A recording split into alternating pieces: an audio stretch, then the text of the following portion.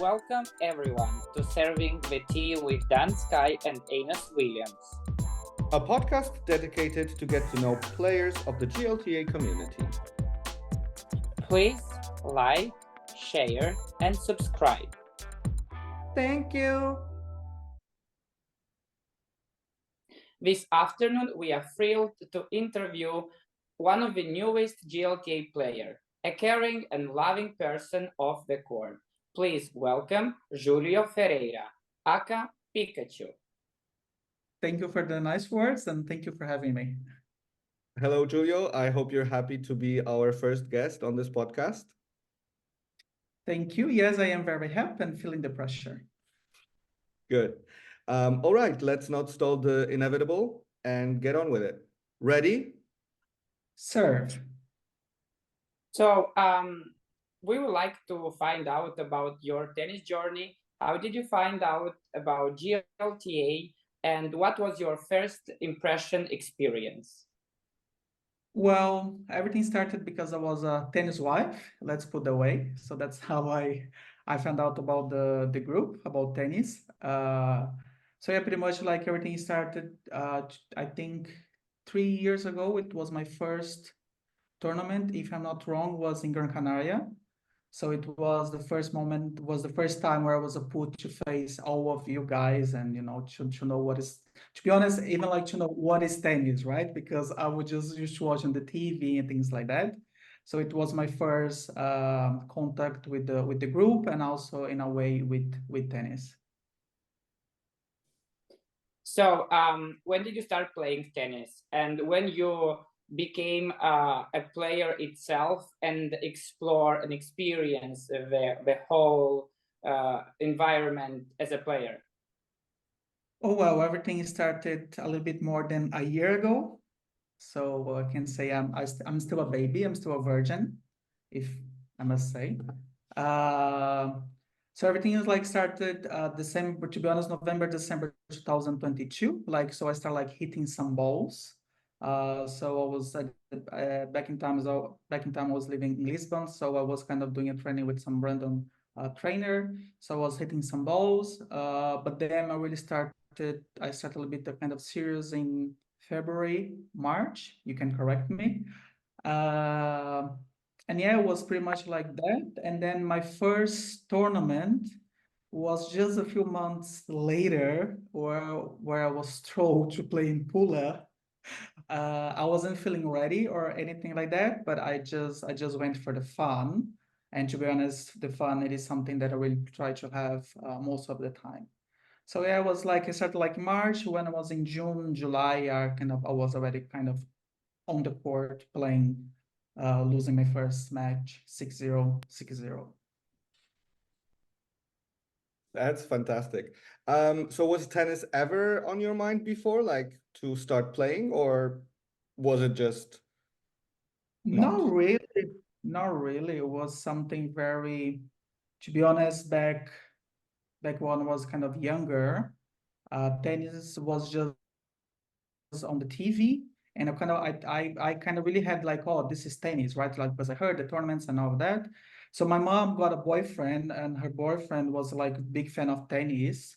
So they would spend like the whole Sunday watching tennis. So I would be there like watching those thing like two people playing like balls like one side to the other. So it's like, what is that? How does that work? Right. So was like I would say 5 years ago. I was kind of like really kind of exposed to that. And then well, I met my boyfriend, and then kind of like once I moved to Europe, I was more exposed to that. And then that's how I kind of start kind of like, that's interesting. That's something that I could do, or that's something that I cannot do. But anyways, at the end I decided this is something that I could do. And yeah, I think like, that's the reason why I started. Okay. Well, let me do some digging. You mentioned Europe, so let's explore that. Where were you from? Where are you from? Where were you born? Because I assume Uh, you're outside of Europe. Where did you grow up, and what was your childhood like? Sorry, it's a complex question, but wow, I'm in therapy. Uh, Serving the So therapy. exactly, serving the therapy now, serving the T for therapy. Fair enough. I'm originally from Brazil. I'm from São Paulo. I was born in a very small city in the countryside of São Paulo. I would say now the city has 50,000 people, something like that. Maybe for Europe, that's a big city, but in Brazil, that's a very small city. So I lived there till I was 5, 6 years old. And then after that, uh, my mom got divorced from my father. And then she met like a new guy, and then we moved like to São Paulo, to the bigger city. And they're like growing up there, like actually like a year later after we moved to the big city, I got a brother. So I grew up with a brother, and then a few years later, I got a sister, which was like very, very nice. My love for her is just like out of this world, something that I cannot explain. So it's like very nice growing up with them. Like I always had this a bit of like a difference because I was the son from another, father from another guy. So I always had this bit of a difference growing up. But anyways, I had to fight my way through all of that. And then like when I was 13, 14 years old, something in my belly kind of like was sparkling, some butterflies in my belly say like, maybe I should try something different, right? Why boys kiss girls? Why cannot kiss a boy as well? And then when I was 14 years old, I know can be a bit young for European standards, but uh, so when I was 14 years old, I had my first experience with a man. Was very interesting. Let's put that way. Was it like an older guy? And I don't know. Back in time was online chats. I don't know if you guys are part of that time. But anyways, I went to this like online chat, and then like I met this guy, and then we went like for a date. Let's put that way. And then anyways, I had my first experience, and I was like, oh, that's quite interesting. And then kind of like, and then I started like trying like different guys. Uh, but then this is like I was 14, 15 at the time, but then I was like, I always had this thing like, of course, my parents didn't know. So for me, it was very hard to lie to them, right? I'm a very bad liar and I don't like to lie. And lying to them for me at the time was kind of very hard. So I was like, I really want to tell them, but like, how do I do that, right? How can I approach that? And I always had in my mind that would be easy because I have an uncle that is my brother's mom's, he's gay. So I thought like, he's gay, so my parents, they gonna understand, right? But anyways, like I wasn't brave enough to go to my parents and tell them like, hey, let's talk. So what I did actually was by accident, but like kind of helped me. I was like one time I was dating this guy at school, and then I invited him to go to my house to stud. No joking, we're studying. But then like I was just I want to kiss him, right? But for my brothers, and at the time they're like super young, for them not to see, I closed the window, but it was really just a kiss. Wasn't anything else. But then when I closed the window, I was about to open the window because the kiss was not done. I was about to open the window. My father got home and then like knocked the window. Was like, open the window, right? And I was like, fuck, like he's not silly, right? And then of course, I call father, but he's just my stepfather, but I call him father.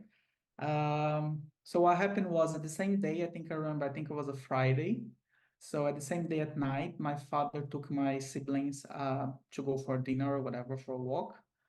And then my mom come to me and then kind of like, oh, this happened today. And I want to know like what is happening like. And then I remember like till now, like I was like having like a sip of water, and then she came to me and she asked me, right, like, oh, are you gay? And then for me that moment was like I froze. I remember like till like looks like it was yesterday. I froze, and then she was like, Are you not? Are you not? And I was like, yes, I am. And then that kind of just came out of my mind, like very kind of relief for me, like very kind of, I did it, right? But then like my mom went to a shock, right? Like, oh, your uncle is gay, but he's like older. Oh, he's paying his bills. He knows his life. You are living under our roof. We are paying your bills and all of that. And then I remember like my mom said all of that. She walked out of the house. She went to the corridor outside. And then my mom passed out on the floor, right? Yes. Yes, and my mom has like a heart problem.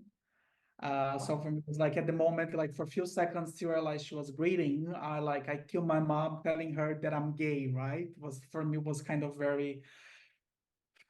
was very hard. But then like realized she was breathing, so I kind of like I don't know how I took her to her bed. Like I carried her and like in my arms to her bed, and then kind of like no, like you cannot be dead. You're gonna start therapy, kind of like those kinds of crazy things.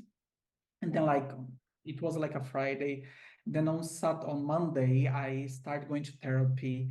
And then kind of like I changed school. I was in high school already. I changed school. My mom never, even when I was like 6, 7 years old, my mom never went to school to pick me up. But I was like 16 years old. My mom was going to school to pick me up, so I couldn't meet the guy, right? So it was kind of very hard, like changing my life completely. But then I'm like, I went to therapy twice. I think it was like during 2 weeks. And then my mom tried to talk with like friends and family to kind of to convert me to be a normal person again. But then didn't help. And then one day I got home after school. Uh, that's like very hard to say. I got home from school and then like I have a bag in my bed with my like, and my mom just tell me like pack your things that you're not living with me anymore.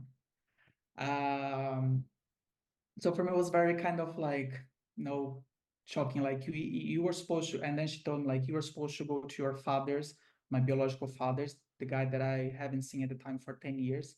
You were supposed to live with him, but your uncle didn't let me, so you're gonna now from tomorrow you're gonna go and live with your grandma.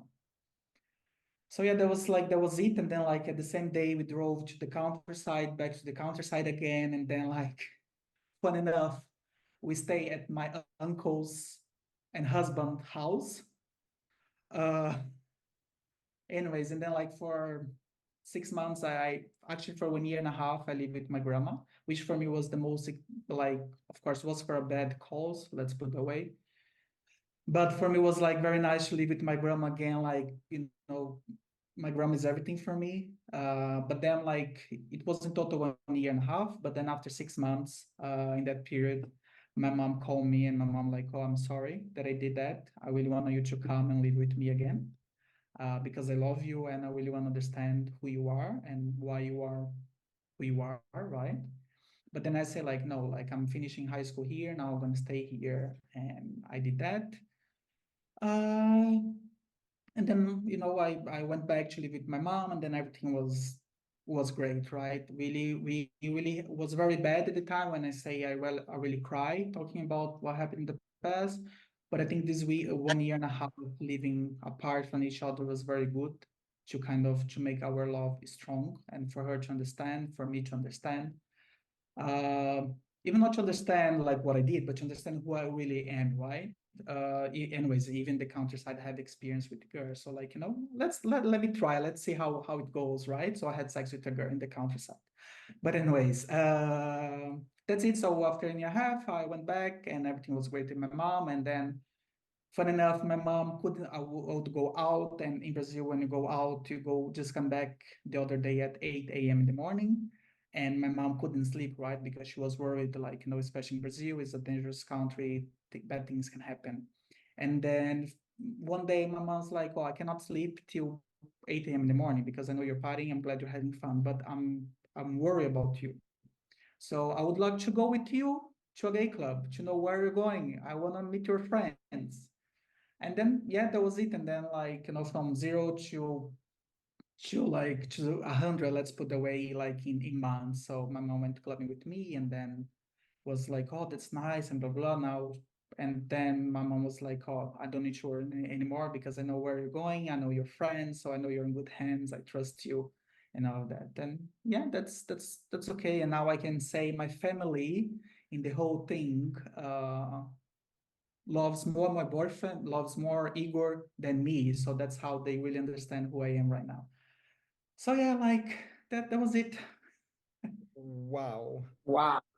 Wow. I mean, what a story. I mean, while you're telling us, I mean, I speak, from my point of view, it's such a deja vu, but it also, at the end of the day, it's a happy ending story. And I know that you guys now are on the same page. And Mhm. but yeah, I guess it's a life and a learning experience. It is like for me, it's still hard to talk about it because it was very emotional. But it's still like for me, I needed that to happen to kind of to become who I am right now, right? Otherwise, if that wouldn't happen, like maybe I wouldn't be the same that I am right now, right? And I'm very proud that who I am right now. So yeah, I just want to give you a big hug and thank you. yeah, going back to our stupid questions feels really silly right now. That's okay. So, coming back to present, we heard that you recently moved to Switzerland. So, tell us a bit more about the experience and how is life in Switzerland. Uh, can be interesting. I think it is a bit of as a Brazilian, to be honest, it can be quite a shock, especially because I came from a country that like people are very warm. It's a warm country.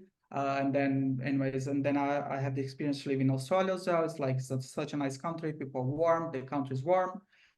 And then moving here was a bit of shock in that sense, right? Because it's a cold country, people are friendly, people are very not friendly, sorry, people are very polite, but they live in their own space. So kind of there's no much of they're not open to talk with people, right? So they're kind of a bit cold in that sense. So comparing to Brazil and Australia, people are very nice, but they're cold, right? It's just that, and it is that they don't open a door for you to kind of have a conversation or things like that. But it's been a very very nice experience, I must say, right? And because on the other hand, uh, things work in here, the system works, everything works, and yeah. So, tell us a little more about living in Zurich. What's your hobby? What's your passion? So at the moment, like my passion always been cooking. This is something that I kind of have. I was exposed since I was, I don't know, since I was a baby actually, with my grandma, with my mom.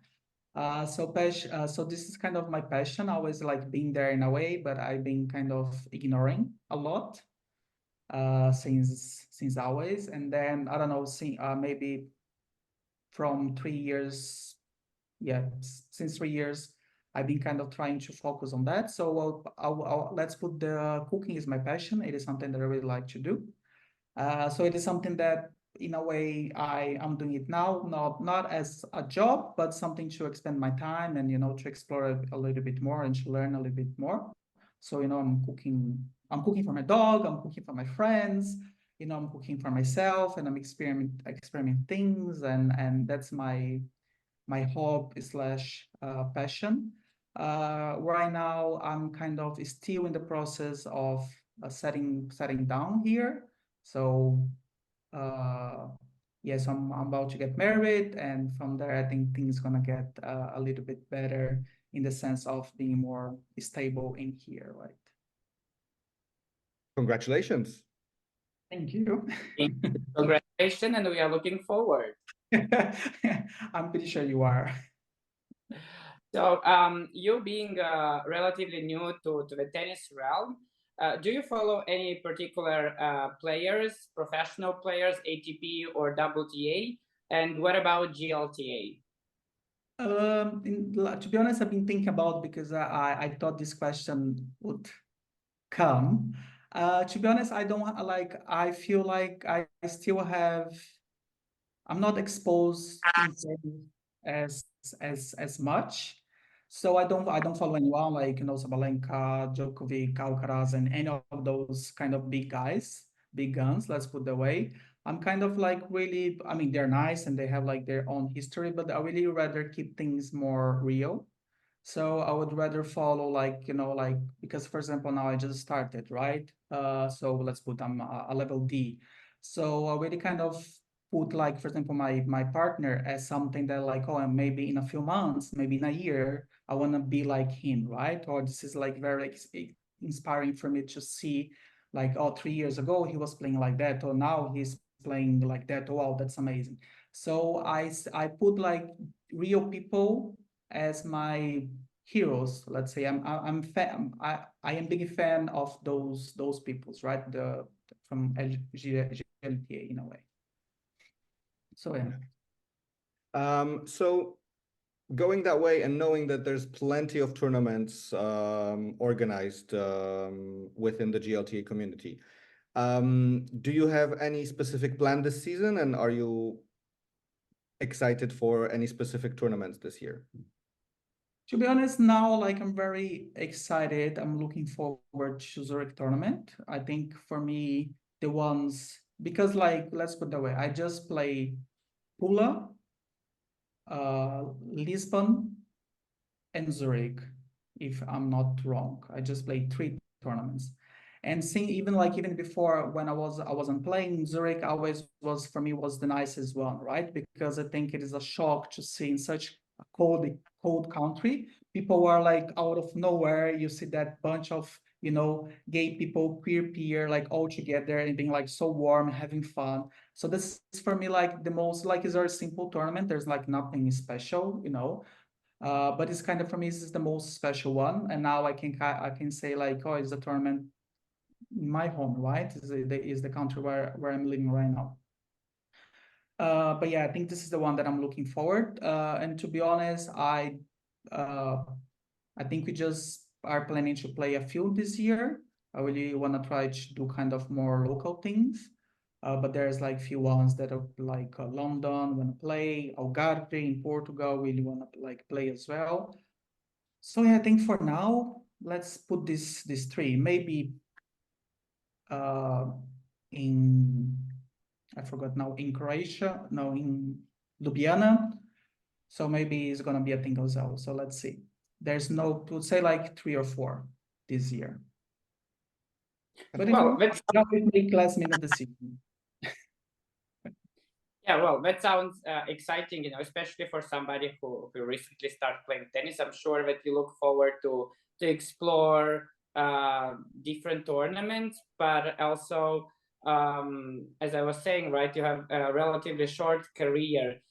Did you manage to really bond and make some friendship within GLTA?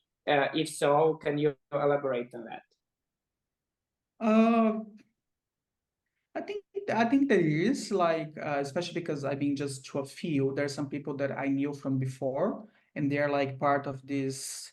They're like a small portion of this bigger group.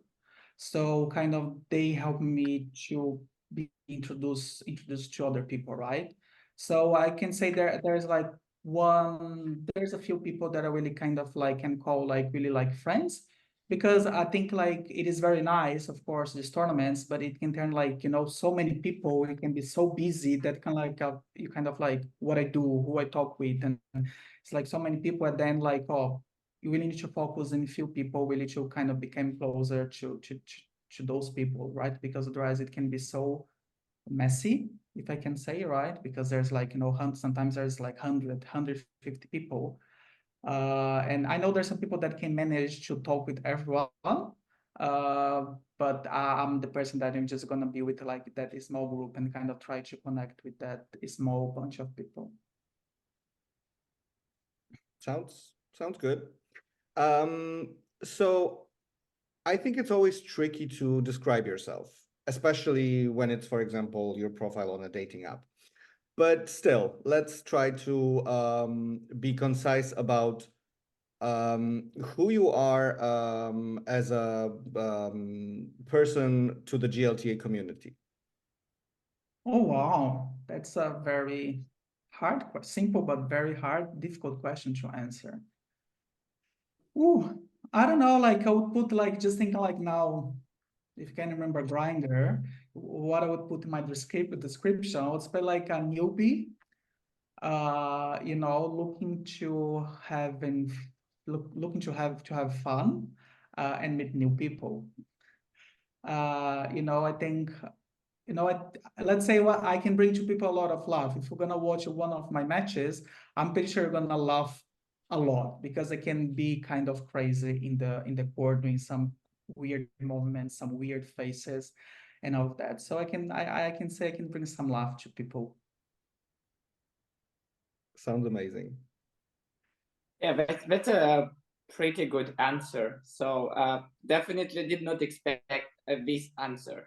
But for somebody who don't know you, right? And I'm lucky enough to know you quite well off court. How would you describe yourself as a person? Like who is Julio uh, towards a new community? Well, I don't know, like I can say if I'm allowed to describe myself in one word, and that's like how I feel myself when I look at the mirror, right? I'm like, oh, I can say like I'm a very kind person, right? I'm gonna kind of bring kindness to everyone. I'm gonna be respectful with like towards everyone, right? And I think for me this is like one of the most important thing, right? If you can be kind with everyone. I don't bring any kind of, I try not to bring, because I'm a human being, so I'm going to say I try not to bring any judgment. So I always try to be kind. And of course, I am very, very shy. And maybe some people can see that like, oh, he's close, or he's like, I don't know, maybe, this angry face or this beachy face. But I'm just shy.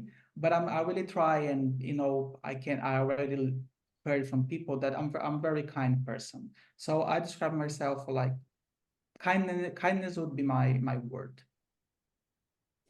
Right.